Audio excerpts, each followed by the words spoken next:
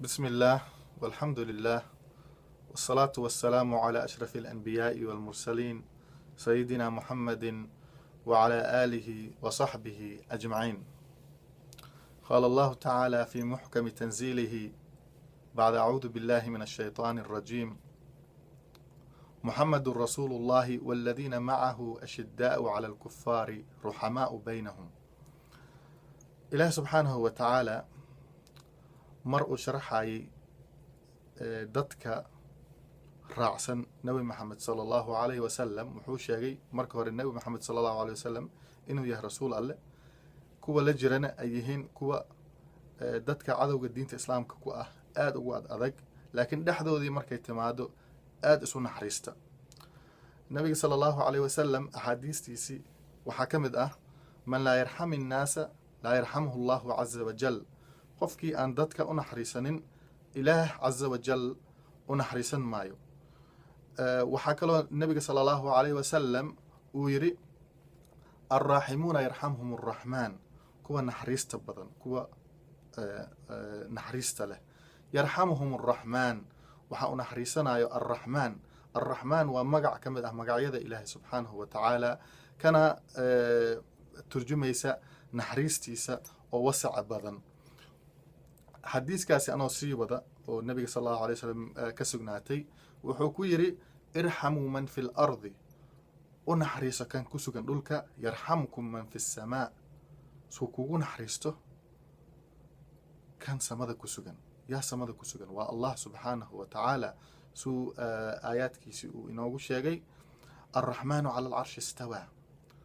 alraxmaan ayaa carshiga ku sugan oo maarkino samadii carshigiisii ay ku taalaa. marka walaalayaal, kulligeeni waan u baahannahay ilaahay inuu noo naxariisto. naxariista ilaahayna ilaahay nama siijiyo. waa wax aada u muhiim ah, nolosheeni ku qaali ah inaan haysano. mawduucan waxaa igu kalifay inaan ka hadlo waxaa waaye markii aan u kuurgalay kadib bulshadeeni xaaladda ay ku sugan tahay. waxaad arkaysaa dad badan oo goobo ganacsi imaanayo oo runtii laga yaabo qofkaasi ma arkino inuusan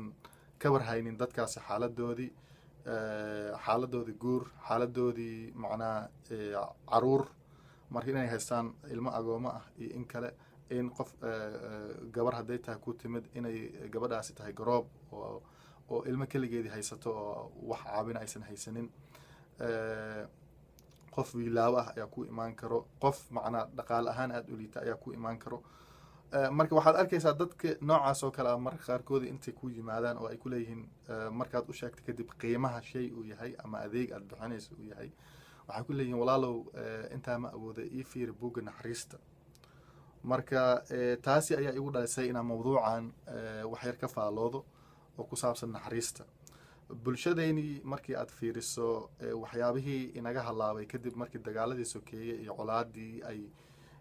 bilaabatay, ma ahayn keliya qarankii oo burburay, laakiin habdhaqan aan lahaan jirnay ama aan sida hadda aan ku nahay aan kaga fiicnayn ayaa laga yaabaa inay hoos u dhac uu ku yimid. taasoo ay ka mid tahay macnaa bulshada isu naxariisashadoodii ayaa ka mid noqon karta. waxaa ka mid ah kalsooni darada ay dadka isu qabaan. waa waxyaabaha kelifay hadda in oo qof walbo uu ma arkino mooradiisa uu xirto oo maamul goboleedyo badan ay soo baxaan, oo markii asbaabta keentay la weydiiyana dadka maxaa keentay, waxaa nagu kelifay anagoo meelo badan isaga eg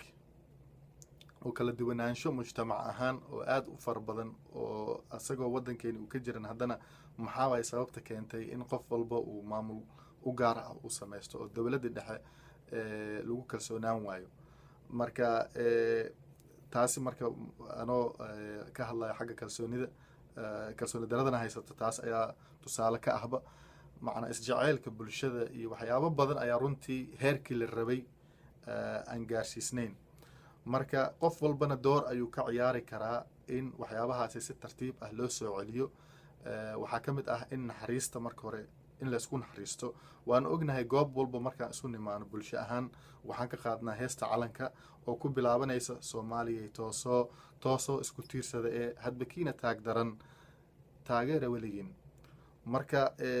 hadbakiina taag daran taageera weligiin macno weyn ayuu ku fadhidaa hadalkaasi macno weyn uu ku fadhiyaa waxaa loo baahan yahay runtii in laga dhabeeyo in lagu dhaqmo waxa in la fahmo waxa loola jeedo islamarkaana laga dhabeeyo oo lagu dhaqmo haddii aan lagu dhaqmin dhibaato ayay noqonaysaa allah subxaanahu wa tacaala wuu inoogu digay inaan hadallo isaga hadalno oo aan ku dhaqmaynin allah subxaanahu wa tacala wuxuu leeyahay yaa ayuha aladiina aamanuu lima taquuluuna maa laa tafcaluun kabura maqtan cinda allahi an taquluu maa laa tafcaluun kuwa alla rumeeyeyow maxaad u dhahaysaan waxyaaba aadan ku dhaqmaynin ama waxyaaba aadan samaynaynin maxaad u dhahaysaan muxuu afkiina ugu dhawaaqayaa waxyaaba aadan samaynaynin ilaah xaggiisa waxaa loogu nacab yahay waayo inaad ku dhawaaqdo wax aadan samaynaynin marka hadalkaasi aan mar walba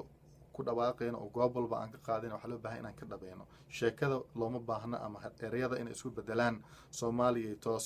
toosoo isku tiirsada ee hadbakiina taagta leh ha ku tunta kan taagta daran marka waxaa loo baahan yahay walaalayaal inaan isku naxariisano naxariista waa in bulshadeeni lagu soo celiyaa waa inaan qof walba qofka uu maarkino ka awood sareeyo waa inuu u naxariistaa waxaa loo baahan yahay qof walba inuu marka hore isqiimeeyo dadkaana isbarbar dhigo inaad isweydiisaa loo baahan yahay adiga qofkan hadda maanta aan awoodin sheygan aad gadaysid ama adeegan aad bixinaysid inuu bixiyo booskiisa haddaad ku sugnaan lahayd maxaad jeclaan lahayd in lagu qabto sidee jeclaan in lagula dhaqmo dabcan qof walba wuxuu jecel yahay in loo naxariisto in wuxuusan awoodin laga daayo marka rasuulkana sala allahu alayh wasalam wuxuu yidhi laa yuuminu axadukum xataa yuxiba liakhiihi maa yuxibu linafsih qofkiin ma rumaynin oo iimaanka si dhab ah qalbigiisa uma gelin ilaa uu ma arkino uu la jeclaado walaalkiisa wuxuu nafsadiisa la jecel yahay qofku waa inuusan selfish noqonin oo dantiisa keliya eegin laakiin waxaa loo baahan yahay qofka walaalkiisa ah baahidiisa inuu ka daboolo haddii uu awoodo in laysku naxariisto ayaan idinla dardaarmayaa walaalayaal soomaali haddaan nahay kulligeen iyo ummad inta islaamka ahba waxaana lagu ducaystaa mar walba allahuma laa tusallid calayna man laa yarxamuna ilaahay ha nagu sallidin qof aan noo naxaynin ama noo naxariisanaynin marka ilaah subxaanahu wa tacaala waxaan ka rajeynayaa bulshadeena inuu ka dhigo kuwo isku naxariista oo kuwada danta yar u naxariista mar walbana isu naxa hadalkayga intaas ayaan kusoo koobayaa والسلام عليكم ورحمة الله وبركاته.